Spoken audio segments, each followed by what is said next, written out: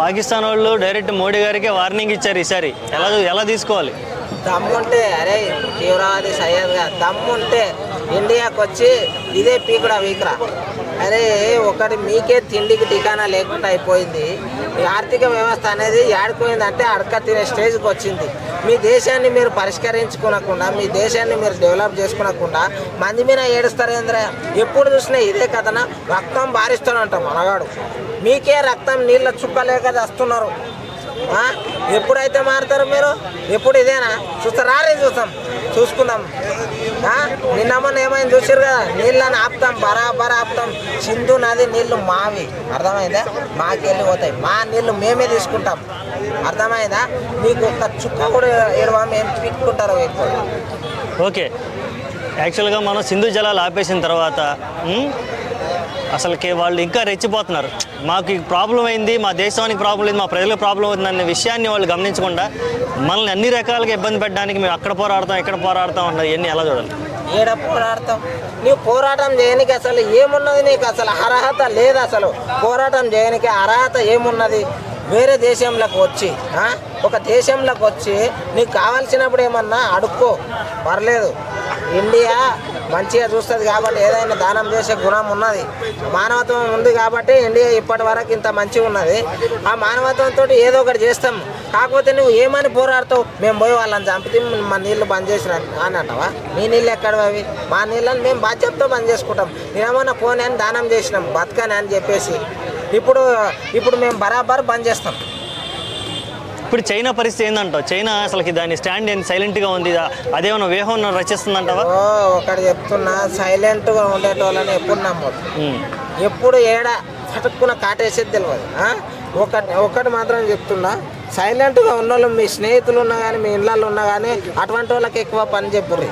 ఎందుకంటే లేదంటే మాత్రం అటువంటి వాళ్ళని పట్టించుకునకుంటుంటే ఎప్పుడో నీ వెనక్కి నిన్నే నూకేస్తారు. వాళ్ళు ఏంటంటే ఇప్పుడు వాళ్ళ దగ్గర ఆర్థిక పాకిస్తాన్ దగ్గర ఏమీ లేకుండా అంతగానం ఎగిరి వార్నింగ్లు ఇస్తున్నారు అంటే వెనక ఒకటి ఉంటుంది బరాబర్. అటువంటి శక్తులు ఉంటాయి బరాబర్. అటువంటి శక్తులు ఉన్నందుకే ఎగురులాడుతున్నారు. ఓకే, గతంలో చేసిన సర్జికల్ స్ట్రైక్ లాంటి ఒక యుద్ధం కోరుకుంటున్నావా, లేదంటే ఇంకా అన్ని నేవీ, ఎయిర్ ఫోర్స్, మిలిటరీ మొత్తం 3 అటాక్ చేయాలని ఏది కోరుకుంటున్నావు? 3 అటాక్ చేయాలి. 3 అటాక్ చేస్తేనే ఒక్కసారి పవర్ అనేది చూపిస్తేనే వాళ్ళు మారుతారు. ఎన్ని రోజులు ఎన్ని చేసినా కానీ నిన్న మారినరు అని అనుకున్నాం కానీ ఇంకా మారలే. ఏమిటి ఇది? ఎందుకు ఇదంతా?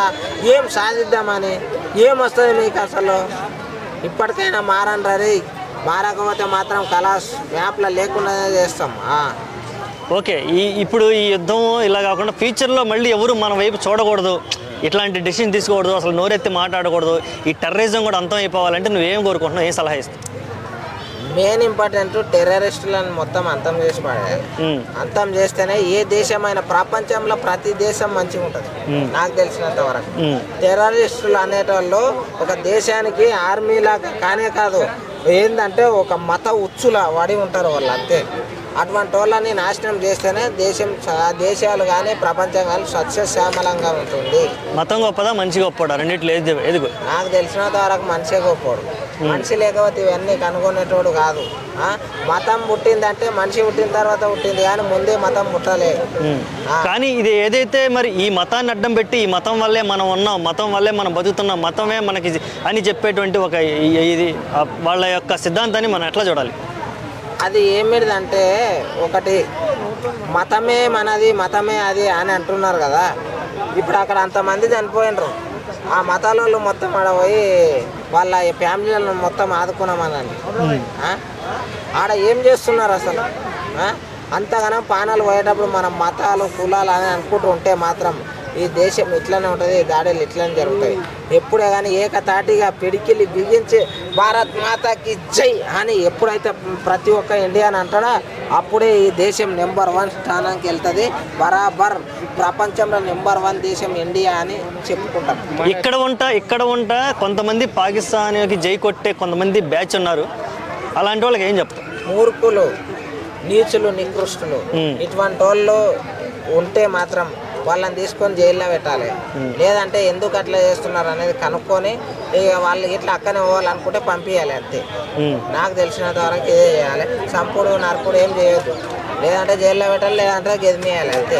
ఎందుకు షెల్టర్ ఇస్తారు అటువంటి వాళ్ళకు? అదే వాళ్ళ ఇంట్లో అమ్మ నాయన వాళ్ళు చనిపోతే, వాళ్ళ అక్క చెల్లెలు చనిపోతే అప్పుడే కానీ పాము అనేది పుట్టలో ఉన్నంత వరకు బాగుంటుంది.